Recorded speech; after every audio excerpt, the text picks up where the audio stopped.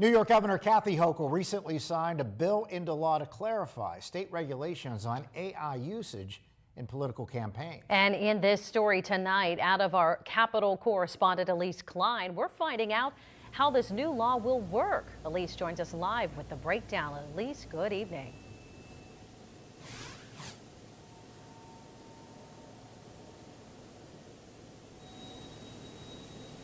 Mike, Eva, good evening. This is a regulation that only applies to local and state races. It requires the disclosure of AI usage for campaign ads and political communications.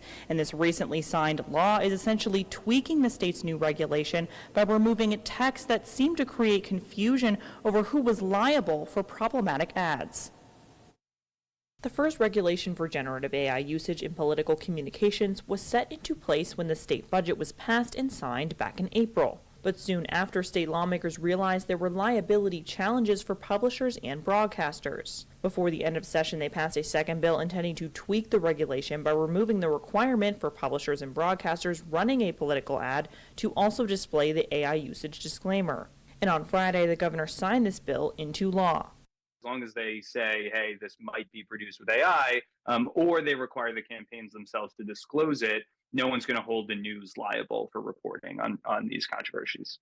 Boris says at a time when political campaigns are ramping up ahead of the election, it's important voters are made aware of AI usage. He says while New Yorkers are used to fake spam emails or texts, AI is a different story. Voters are not used to seeing fake video or fake sound, and inherently we trust things that we see with our own eyes or hear with our own eyes. So it was imperative that New York State take action this year to clean up the threat that AI presents through these deep fakes. Boris says this new state regulation could set a trend nationwide and might even influence federal action.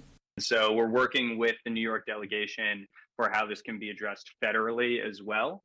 But we certainly weren't going to wait for the federal government to act. We needed to protect New Yorkers as soon as we could.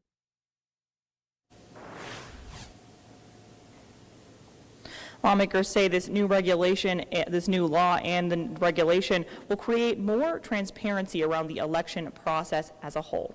Mike, Eva, back to you.